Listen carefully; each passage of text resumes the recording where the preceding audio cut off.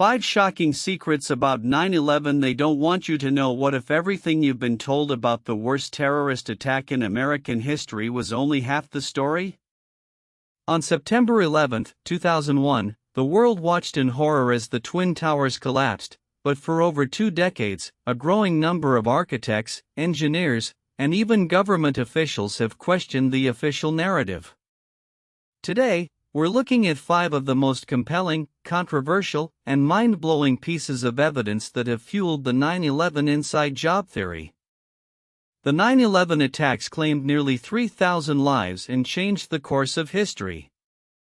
But while the official story says 19 hijackers brought down the towers using box cutters and plane fuel, a 2019 poll found that 31% of Americans still believed the government had foreknowledge or actively participated.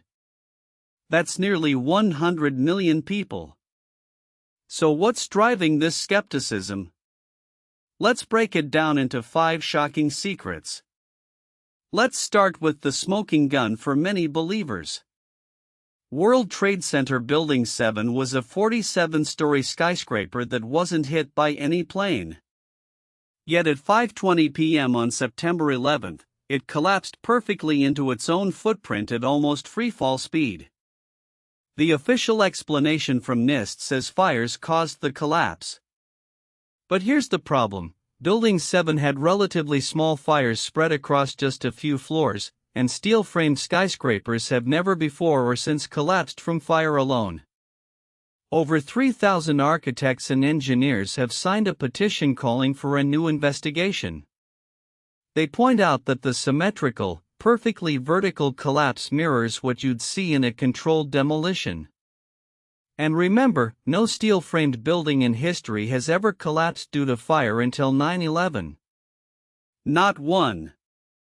Subscribe and hit that bell for more mind-blowing investigations. Here's something that even the official report struggles to explain.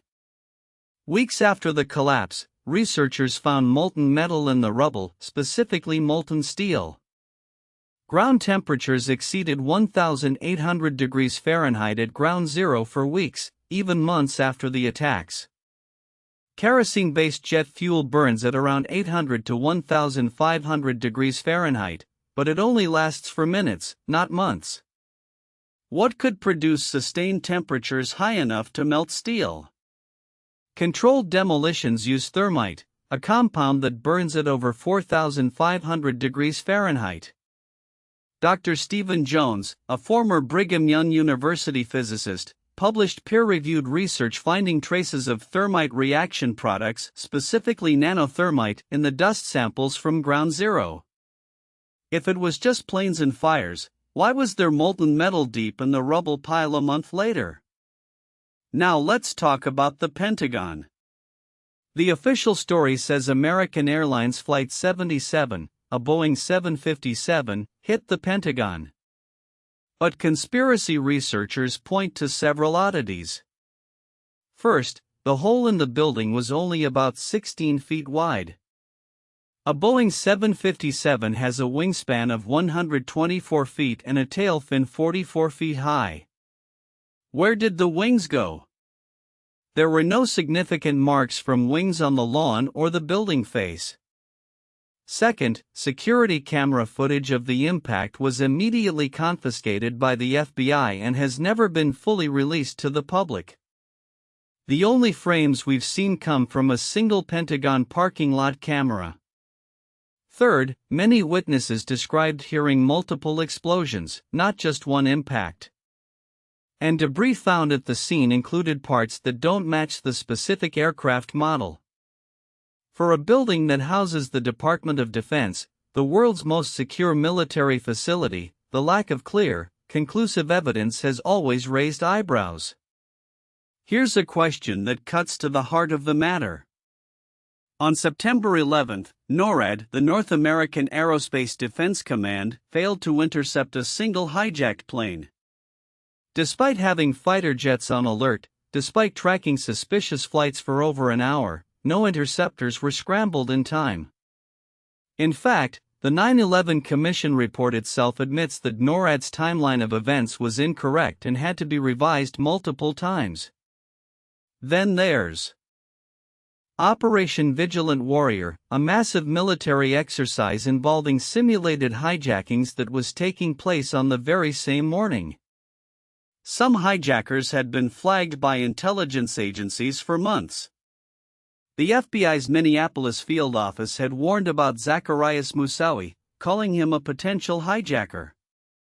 Despite all these red flags, somehow nobody connected the dots. Coincidence? Finally, let's talk about the most uncomfortable part. The 9/11 attacks led directly to the War on Terror, 2 decades of conflict costing over $8 trillion. Who profited?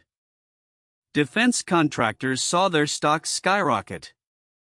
The Patriot Act gave the government unprecedented surveillance powers. Halliburton, whose former CEO Dick Cheney was vice president, received billions in no-bid contracts in Iraq and Afghanistan.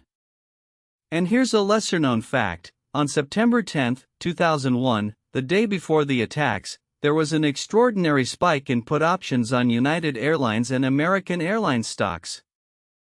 Someone bet heavily that these stocks would crash. The FBI investigated this, but no one was ever charged. When you follow the money, the trail leads in some very uncomfortable directions. So there you have it, 5 shocking secrets about 9/11 that the official narrative doesn't fully explain.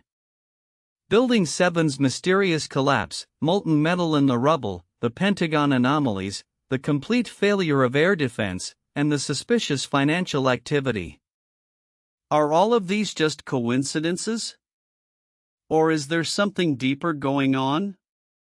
The beauty of the internet is that you can investigate all of this yourself. NIST's own reports are public. The architect and engineer petition is online. Do your own research, keep an open mind, and never stop asking questions. If this video made you think, smash the like button and subscribe. We drop new conspiracy investigations every single day. Thanks for watching.